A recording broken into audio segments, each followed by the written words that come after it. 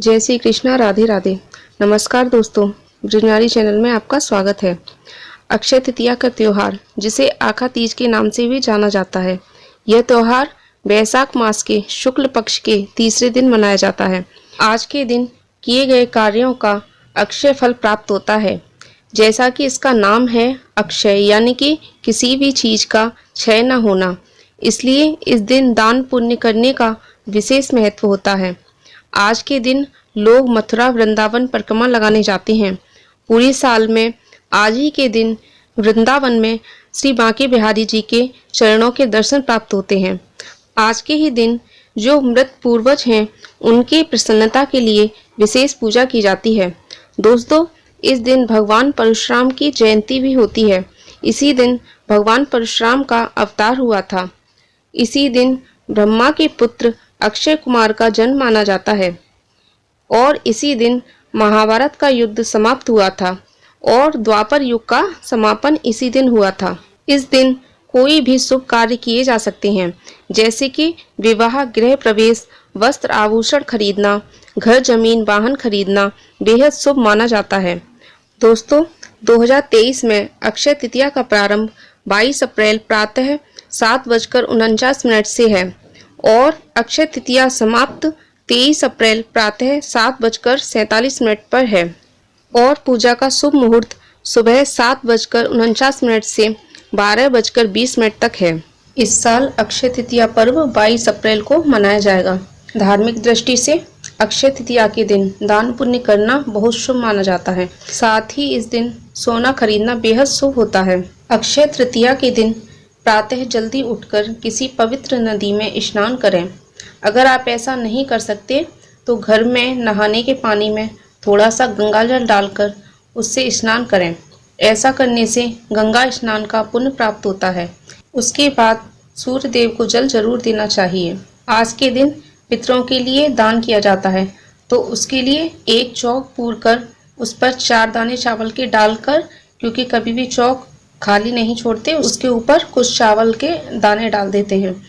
उसके बाद उस चौक के ऊपर 4 छोटे पात्र में, या आप मिट्टी का छोटे छोटे घड़े ले लें, एक बड़े पात्र में एक बड़ा घड़ा जल भरकर रखें और उसमें चीनी के कुछ दाने डाल दें और उन सब के ऊपर पूड़ी या मीठे पुए रखे जाते हैं। तो आप 2-2 की संख्या में उन सब के ऊपर पूड़ी या पुए मीठे रख दें। उसके बाद उसके ऊपर दक्षिणा रख दें। जितने भी आपने बर्तन रखे हैं उनके ऊपर दक्षिणा भी रखी जाती है साथ ही। उसके बाद पितरों का ध्यान करते हुए उसको मंस दें और किसी ब्राह्मण को दान में दे दें। तो जो भी व्यक्ति इस तरीके से पितरों के लिए अक्षय तृतीया के दिन दान करते हैं, उनके पितृ हमेशा प्रसन्न रहते हैं। तो चलिए अब अक्षय तृतीया की कथा सुनते हैं। अक्षय तृतीया के दिन कथा सुनने से विशेष लाभ होता है। इस कथा का पुराणों में भी महत्व है। कथा इस प्रकार है। प्राचीन समय की बात है। धर्मदास नाम का एक व्यक्ति अपने परिवार के साथ छोटे से गांव में रहता था। वह बहुत ही गरीब था। उसे हमेशा अपने परिवार के भरण पोषण की चिंता रहती थी। धर्मदास बहुत ही धार्मिक प्रकृति का था। एक बार उसने अक्षय तृतीया का महत्व कहीं से सुना और व्रत करने की सोचा।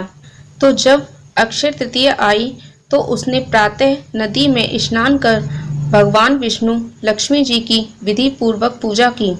इस दिन उसने अपने सामर्थ्य के अनुसार मिट्टी के घड़े, पंखे, सत्तू, चावल, नमक, गेहूं, घी, गुड़, दही, सोना, वस्त्र आदि वस्तुओं भगवान के सम्मुख रखकर गरीबों में दान दी।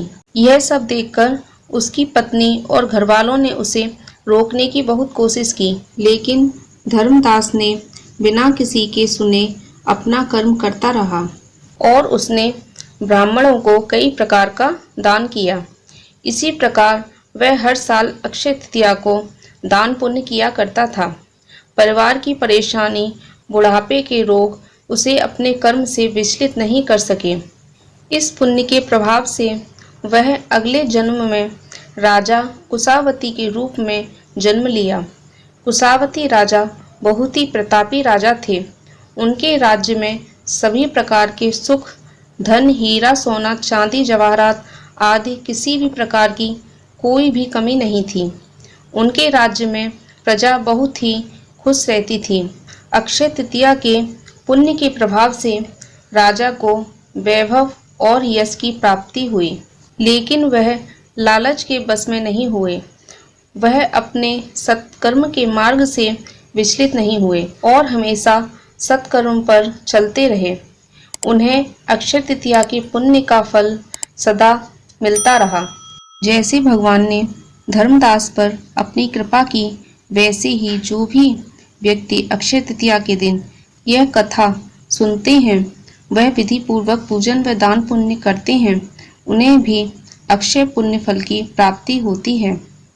भगवान जैसे आपने धर्मदास पर कृपा की, वैसे ही सब पर कृपा बनाए रखना। बोली लक्ष्मी नारायण की जय। दोस्तों, इसी प्रकार अक्षय तृतीया के दिन विधिवत लक्ष्मी नारायण की पूजा करनी चाहिए।